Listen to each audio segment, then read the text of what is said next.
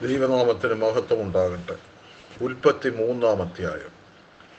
ഇന്നത്തെ ലോകത്തെ അലട്ടുന്ന പ്രശ്നങ്ങൾക്കുള്ള ഉത്തരവും പരിഹാരവും ഉൽപ്പത്തി 3-ാം അധ്യായത്തിൽ ലഭ്യമാണ്.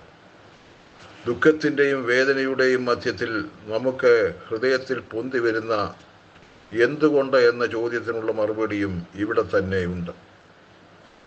നൂറ്റാണ്ടുകൾ പഴക്കമുള്ള നമ്മുടെ ഹൃദയ വ്യതയെയും കഷ്ടതയുടെയും രക്തച്ചൊരിച്ചിലിൻ്റെയും വിയർപ്പിൻ്റെയും ഒന്നും കാരണം അന്വേഷിച്ച് മറ്റെങ്ങും പോകേണ്ടതില്ല. ഇന്നത്തെ ലോകത്തിൽ ഇവയെല്ലാം എന്തുകൊണ്ട് എന്ന ചോദ്യത്തിനുള്ള ഉത്തരമാണ് ഉൽപ്പത്തി 3. ഈ അധ്യായത്തിലെ അനുശാസനം മാറ്റിക്കളഞ്ഞാൽ മനുഷ്യചരിത്രത്തിൻ്റെ കഥ വിശദീകരിക്കുക എളുപ്പമല്ല. ഇവിടെ നാം കാണുന്ന കഥാപാത്രങ്ങൾ നമ്മൾ തന്നെയാണ്. പരീക്ഷകളും പതനവും നിത്യേന എന്നോണം നമ്മുടെ പച്ചയായ ജീവിതത്തിൽ നാം നേരിട്ട് കൊണ്ടിരിക്കുന്നു. പ്രലോഭകന്റെ ശബ്ദം നമ്മളെല്ലാവരും കേട്ടിട്ടുണ്ട്. പാപവും അതിൻ്റെ ഫലമായി ഉണ്ടാകുന്ന കുറ്റബോധവും അനുഭവിക്കാത്ത മനുഷ്യൻ ഉണ്ടാകുമെന്ന് തോന്നുന്നില്ല. അതുകൊണ്ട് ഉൽപ്പത്തി 3-ാം അധ്യായം ഇന്നും ജീവിതത്തിൽ പ്രസക്തി നഷ്ടപ്പെടാതെ നമ്മുടെ യഥാർത്ഥ സ്ഥിതിയെ വെളിപ്പെടുത്തുന്നു. ഈ അധ്യായത്തിൽ ആദ്യം കടന്നു വരുന്നത് ആദാമോ ഹൗവയോ അല്ല, പ്രത്യുത പ്രലോഭകനാണ്. ഇതുവരെ ഉൽപ്പത്തി പുസ്തകത്തിൽ 2 കഥാപാത്രങ്ങളെ ഉണ്ടായിരുന്നുള്ളൂ. പെട്ടെന്ന് ഒരു പ്രലോഭകൻ രംഗപ്രവേശനം ചെയ്യുന്നു. അവൻ ആദാമിനും ഹൗവയ്ക്കുമെതിരെ ഏദൻ തോട്ടത്തിൽ പ്രയോഗിച്ച കുതന്ത്രം ഇന്നും സകലർക്കുമെതിരെ പ്രയോഗിച്ചു കൊണ്ടിരിക്കുന്നു.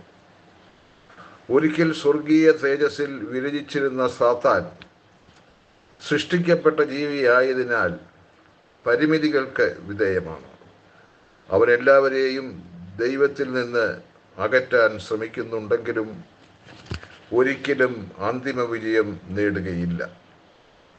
ഉൽപ്പത്തി 3:15 പറയുന്നത് പോലെ സ്ത്രീയിൽ നിന്നുദ്ഭവിക്കുന്ന മശിഹ സാത്താനെ തകർത്ത് കളയും.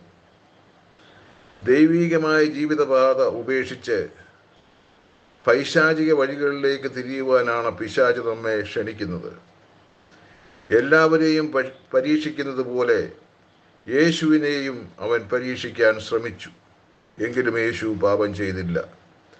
പരീക്ഷയിൽ അകപ്പെടാതിരിക്കാൻ നാം എന്താണ് ചെയ്യേണ്ടത്? പരീക്ഷിക്കപ്പെടുന്നത് പാപമല്ല. പരീക്ഷയിൽ അകപ്പെടാതിരിക്കാൻ നാം പ്രാർത്ഥിക്കണം.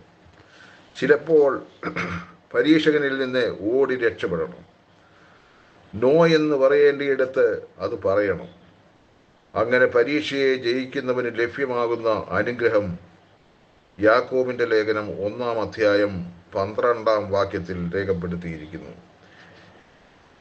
ദൈവത്തിൻ്റെ നന്മയിലുള്ള സംശയം ഹവ്വായിൽ ഉളവാക്കുക എന്നതായിരുന്നു സാത്താൻ്റെ പ്രധാന തന്ത്രം. ദൈവം കർക്കശത്വമുള്ളവനും സ്വാർത്ഥനും നന്മതിന്മകളെ പറ്റിയുള്ള അറിവ് പങ്കുവയ്ക്കാൻ വിമുഖത ഉള്ളവനും ആണെന്ന് സാത്താൻ ഹവ്വയെ തെറ്റിദ്ധരിപ്പിക്കുന്നു. അതിൻ്റെ ഫലമായി കർത്താവ് അവർക്ക് നൽകിയ എണ്ണമില്ലാ നന്മകളെ അവൾ മറക്കാനിടയാകുന്നു. ഇന്ന് നമുക്ക് പറ്റുന്ന തെറ്റും ഇതുതന്നെയാണ്. ആദവും ഹൗവയും സ്വയം കൈവരിക്കാൻ ശ്രമിച്ച സ്വാതന്ത്ര്യം ഒരാൾ വേഗത്തിൽ പായുന്ന ഒരു വാഹനത്തിൻ്റെ മുൻപിലേക്ക് എടുത്തു ചാടുന്ന സ്വാതന്ത്ര്യമാണ്. കർത്താവിനോടുള്ള അനുസരണമാണ് യഥാർത്ഥ സ്വാതന്ത്ര്യം എന്ന് നാം മനസ്സിലാക്കണം. നീ ദൈവത്തെ പോലെയാകും എന്നാണ് സാത്താൻ ഹവയോട് പറയുന്നത്. സത്യത്തിൽ ഒരു മനുഷ്യൻ്റെ ഏറ്റവും വലിയ ലക്ഷ്യം ദൈവത്തെ പോലെ ആവുക എന്നത് തന്നെയാണ്.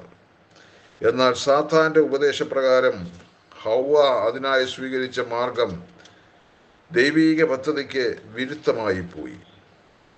ദൈവത്തെ പോലെയാകുന്നതിന് പകരം ദൈവമാകാൻ ശ്രമിച്ചാൽ അതിൻ്റെ അനന്തരഫലം നാശമായിരിക്കും. നല്ലതും മനോഹരവും ആഗ്രഹിക്കത്തക്കതുമെന്ന് പാപത്തെക്കുറിച്ചൊരഭിപ്രായം ഹവ്വായിൽ ജനിപ്പിക്കുന്നതിൽ പിശാച് വിജയിച്ചു. തെറ്റിനെ ശരിയെന്നും ശരിയെ തെറ്റെന്നും നമ്മൾ സ്വയം ധരിച്ചു വച്ചിരിക്കുന്നു. അതുകൊണ്ടാണ് ഈ കാലഘട്ടത്തെ ദൈവശാസ്ത്രജ്ഞന്മാർ സത്യാനന്തര കാലഘട്ടമെന്ന് വിശേഷിപ്പിക്കുന്നത്. സത്യത്തെ അസത്യമായും അസത്യത്തെ സത്യമായും നന്മയെ തിന്മയായും തിന്മയെ നന്മയായും തെറ്റിദ്ധരിപ്പിക്കുന്ന ഭരണകൂടങ്ങളും അങ്ങനെ ധരിച്ചു വെച്ചിരിക്കുന്ന ജനങ്ങളും ആണ് ഇന്നുള്ളത്. ഈ പരീക്ഷകളിൽ നിന്നും രക്ഷ പ്രാപിക്കാൻ നമുക്കൊരു മാർഗമുണ്ട്. 1 കൊരിന്ത്യർ 10:13 വായിക്കുക. പരീക്ഷയിൽ നിന്നും രക്ഷപ്പെടുന്നതിന് നിരന്തരമായ പ്രാർത്ഥനയും തിരുവചനധ്യാനവും ദൈവജനത്തോടു കൂടെയുള്ള സഹവാസവും അത്യന്താപേക്ഷിതമാണ്. ഹൗവ നോക്കി, അവൾ എടുത്തു, അവൾ ഭക്ഷിച്ചു. ഒന്നാമത് പ്രലോഭനം കടന്നു വരുന്നത് കാഴ്ചയിലൂടെയാണ്. ഇവിടെ പൗലോസിന്റെ ഉപദേശം സ്വീകരിച്ച് നാം ഓടി മാറുകയാണ് ചെയ്യേണ്ടത്. 2 തിമോഥെയോസ് 2:22. നമ്മുടെ പാപം മറ്റുള്ളവരിലേക്കും പടരുന്നതിൻ്റെ ഉദാഹരണമാണ് ഹൗവയുടെ പാപത്തെ ആദാമിലേക്ക് വ്യാപിപ്പിക്കുന്നത്.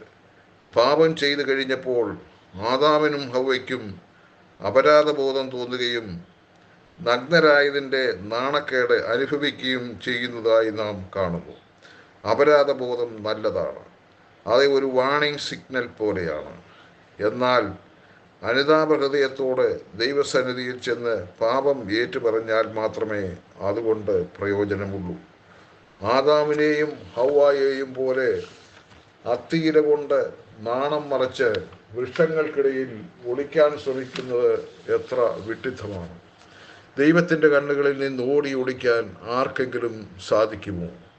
ആദവും ഹൗവയും ദൈവത്തെ അനുസരിക്കാതെ സാത്താൻ്റെ കുതന്ത്രങ്ങൾക്ക് വിധേയമായി പാപം ചെയ്തു. ആദാം ഹൗവയെയും ഹൗവ പാമ്പിനെയും കുറ്റപ്പെടുത്തി സ്വയം രക്ഷപ്പെടാൻ ശ്രമിച്ചു. ദൈവവുമായുള്ളവരുടെ ബന്ധം നഷ്ടമായി. എന്നിരുന്നാലും നമുക്കുള്ളത് ക്ഷമിക്കുന്നവനായ ഒരു ദൈവമാണ്. കർത്താവായ യേശു ക്രിസ്തുവിലൂടെ അവൻ നമുക്കായി ഒരു മോചനമാർഗം ഒരുക്കിയിരിക്കുന്നു. അതിനെ നമ്മുടെ ജീവിതത്തിൽ പ്രയോജനപ്പെടുത്തുക എന്നുള്ളതാണ് നമുക്ക് കരണീയമായിട്ടുള്ളത്. മനുഷ്യവർഗത്തിൻ്റെ അനുസരണക്കേടിൻ്റെയും പാപത്തിൻ്റെയും പരിണിത ഫലമായി എല്ലാ സൃഷ്ടികളും ജീവജാലങ്ങളും ബാധിക്കപ്പെട്ടു. നമ്മുടെ പരിസ്ഥിതി പങ്കിലമാക്കപ്പെട്ടു. വർഷങ്ങൾക്ക് മുൻപ് നാം നദികളിലെ രാസമലിനീകരണങ്ങളെ പറ്റി ഗാർബേജിനെ പറ്റിയും ഒന്നും അത്രയധികം വിഷമിച്ചിരുന്നില്ല. അവയുടെ അളവ് ചെറുതും നിസാരവുമായിരുന്നു. പക്ഷേ ഇന്നത്തെ സ്ഥിതിയോ ചില വസ്തുക്കളുടെ 2-3 ppm, അതായത് പാർട്സ് പെർ മില്യൺ സാന്നിധ്യം പോലും ആരോഗ്യത്തിന് ഹാനികരമായേക്കാം. നദികളിലെ ഈ മലിനീകരണം പോലെയാണ് നമ്മുടെ ജീവിതത്തിലെ പാപത്തിൻ്റെ സാന്നിധ്യം. ഒരു ചെറിയ അളവ് പോലും അപകടകരമായെന്ന് വന്നേക്കാം. ആദാമിൻ്റെയും ഹൗവയുടെയും ഏദൻ തോട്ടത്തിലെ ജീവിതം സ്വർഗത്തിലെ വാസത്തിന് തുല്യമായിരുന്നു. ദൈവത്തെ അനുസരിച്ചിരുന്നെങ്കിൽ അവർക്ക് ശാശ്വതമായി അവിടെ പാർക്കാൻ കഴിയുമായിരുന്നു. എന്നാൽ അനുസരണക്കേടിൻ്റെ ഫലമായി അവർക്ക് പറുദീസ നഷ്ടമായി. നമുക്ക് നഷ്ടമായ ആ പറുദീസയ്ക്ക് പകരം കർത്താവ് നമുക്കായി ഒരു പുതിയ ആകാശവും പുതിയ ഭൂമിയും ഒരുക്കുന്നുണ്ട്. ഇതിനെ വെളിപ്പാട് പുസ്തകം 21-22 അധ്യായങ്ങളിൽ വർണ്ണിച്ചിരിക്കുന്നു. ദൈവവുമായുള്ള ബന്ധത്തിൽ നിന്നും മനുഷ്യൻ അകലുവാനുള്ള 3 പ്രധാന കാരണങ്ങൾ താഴെ പറയുന്നവയാണ്. 1, തങ്ങളുടെ വഴി ദൈവത്തിൻ്റെ വഴിയേക്കാൾ മെച്ചമാണെന്നുള്ള തെറ്റിദ്ധാരണ. 2, സ്വയം ബോധമുള്ളവരായതിൻ്റെ ഫലമായി ദൈവത്തിൽ നിന്ന് ഒളിക്കാൻ ശ്രമിച്ചത്. 3, സ്വയം ന്യായീകരിക്കാനുള്ള ശ്രമം. ദൈവവുമായുള്ള ബന്ധത്തിലേക്ക് മടങ്ങി വരണമെങ്കിൽ തെറ്റായ ഈ പാതയിൽ നിന്ന് നാം തിരിച്ചു നടക്കാൻ തയ്യാറാകണം. നമ്മുടെ ന്യായീകരണവും സ്വയം സംരക്ഷണ പ്രവണതയും ഉപേക്ഷിക്കണം. ദൈവത്തിൽ നിന്ന് ഓടി ഒളിക്കുന്നത് മതിയാക്കണം. ദൈവത്തിൻ്റെ വഴിയാണ് നമ്മുടെ വഴിയേക്കാൾ മികച്ചതെന്ന് സമ്മതിക്കണം. ദൈവം നിങ്ങളെ എല്ലാവരെയും അനുഗ്രഹിക്കട്ടെ.